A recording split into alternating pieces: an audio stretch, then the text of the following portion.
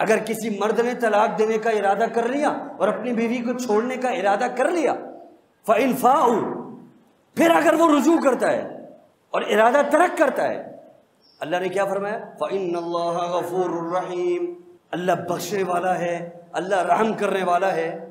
وَإِنْ عَزَمُوا الطَّلَاقَ، آگے فرمایا اور اگر طلاق کا عزم کر لیتا ہے، فَإِنَّ اللَّهَ سَمِيعٌ عَلِيمٌ، اللہ سننے والا ہے اور اللہ جاننے والا ہے۔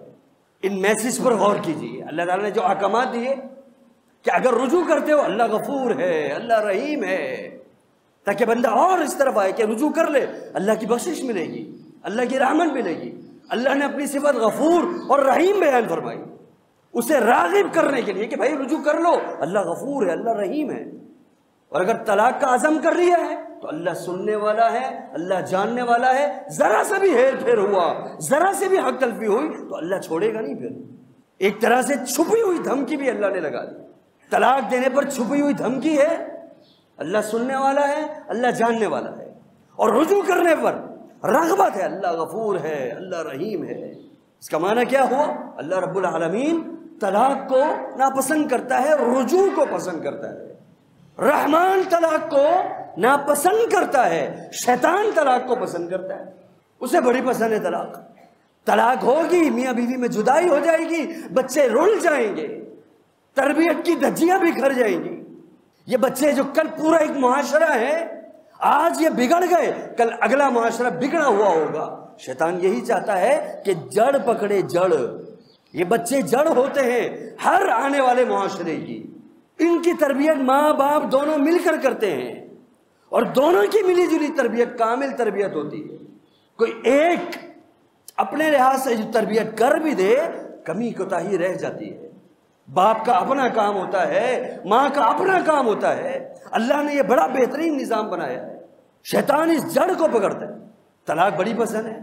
صحیح بخاری کے اندر، صحیح مسلم کے اندر حدیث ہے، نبی علیہ الصلوۃ والسلام نے فرمایا ان ابلیس یضع عرشہ علی الماء، ابلیس شیطان اپنا عرش پانی پر لگاتا ہے، اور فیبعث سرایاہ، اور اپنے چیلے بھیجتا ہے، اپنے نوکر چاکر بھیجتا ہے، شیطانوں کے چھوٹے شیطان، جاؤ لوگوں کو فطروں میں ڈالو، یفتنون الناس، وہ لوگوں کو فطروں میں مبتلا کرتے ہیں، اپنے کام میں لگے رہتے ہیں، پھر رات کو رپورٹ دینے آتے ہیں اپنے سردار کو۔ فیجیء احدہم، ایک آتا ہے اور آ کر کہتا ہے فعلت کذا وکذا وکذا، میں نے فلاں کام کیا، فلاں کام کیا، زنا کروا دیا، ڈاکہ ڈلوا دیا، قتل کروا دیا، چوری کروا دی، آپس میں لڑائیاں کروا دی مسلمانوں میں، یا کوئی ایسا بھی کوئی گھنونا کام کروا دیا، اگرچہ وہ شریعت کی نگاہ میں کبیرہ گناہ ہو۔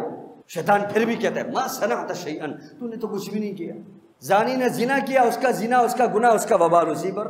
ڈاکو نے ڈاکہ ڈالا، ذرا ذرا دو لوگ متاثر ہوئے، ایک تو ڈکیتی کا وبال، کس کے عمل ضائع، دوسرا جس کا مال لوٹا اس کا نقصان ہو گیا، لیکن پیاس اس کی ابھی بھی نہیں بجھ رہی، اس نے تو معاشرہ خراب کرنا ہے۔ یجیء احدہم، پھر ایک اور آتا ہے، کہتا ہے ما ترکتہ، ایک بندے کے پیچھے لگ گیا، میاں بیوی میں لڑائی کروا دی، اور لگا رہا، اس کو چھوڑا نہیں اس وقت تک، حتی فرقت بینہ وبین امرأتہ، اس کے درمیان اور اس کی بیوی کے درمیان طلاق کروا دیا، جدائی ڈلوا دی۔ شیطان یہ سنتا ہے، اپنے مقام سے کھڑا ہوتا ہے، فیدنیہ، اس کو اپنے قریب کرتا ہے اور کہتا ہے نعم انت، تو نے بہترین کام کیا، فیلتزمہ، اور اس کو اپنے گلے لگاتا ہے۔ کیوں؟ طلاق شیطان کو کیوں پسند ہے؟ طلاق معاشرے کا بگاڑ ہے، آپ کے بچے رل جائیں گے، تربیت صحیح نہیں ہوگی، معاشرہ خراب ہو جائے گا۔ دوسری بات، عورت کا دل ٹوٹے گا، مرد کا بھی کہیں نہ کہیں دل ٹوٹے گا۔ اور تیسری بات، نکاح کے جو فوائد ہیں، نکاح کی جو حکمتیں ہیں، نکاح کے جو احکامات ہیں، طلاق دینے سے وہ ختم ہو جائیں گے، وہ ختم ہو جائیں گے، گھر اجڑ جائیں گے۔ اور نکاح کے بہت سے فوائد ہیں، یہ ایک بہت بڑا وسیع موضوع ہے، وہ سارے طلاق سے فوت ہو جائیں گے۔ اس لیے شیطان کو طلاق بڑی پسند ہے، اس میں اجتماعی معاشرے کا بگاڑ ہے، اجتماعی معاشرے کا بگاڑ۔ اور ہمارے ہاں نکاح کو مشکل بنایا جاتا ہے، طلاق کو آسان، ایک سیکنڈ میں بیوی فارغ، طلاق طلاق طلاق، اور فتوے دینے والے فتوے دیتے ہیں ہو گئی طلاق، اب دوبارہ آنا ہے تو حلالہ ہوگا، اس کے بغیر کوئی چارہ نہیں۔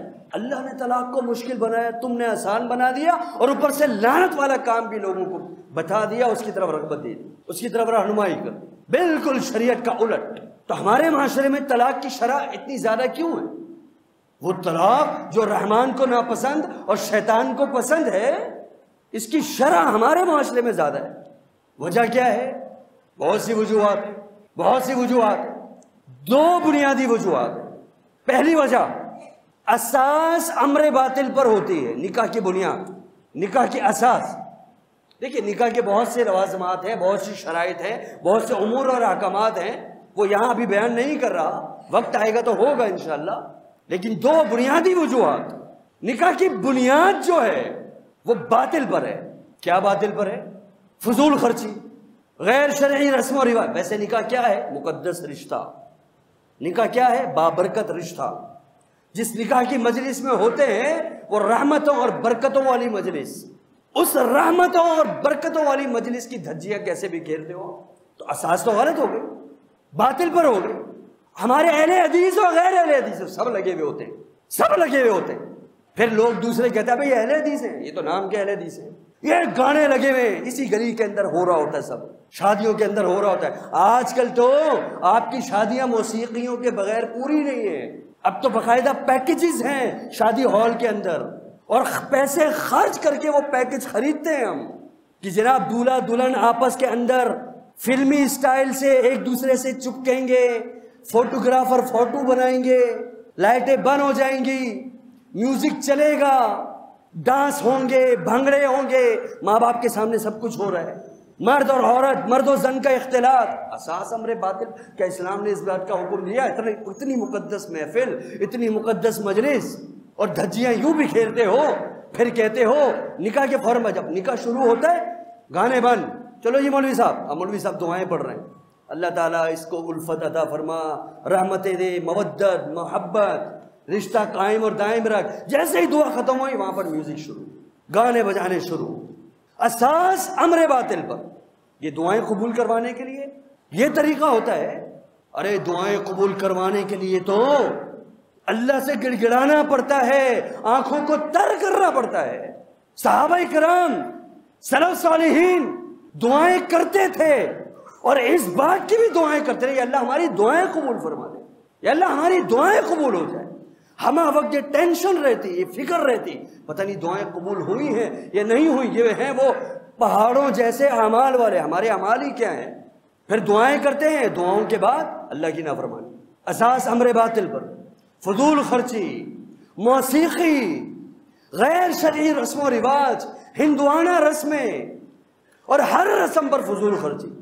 نکاح کو مشکل بھی بنایا ہوا ہے، اور جب کر رہے ہیں تو اساس اور بنیاد باطل۔ امن کا پیغام صورت اسلام، امن کا پیغام انسانیت کے نام۔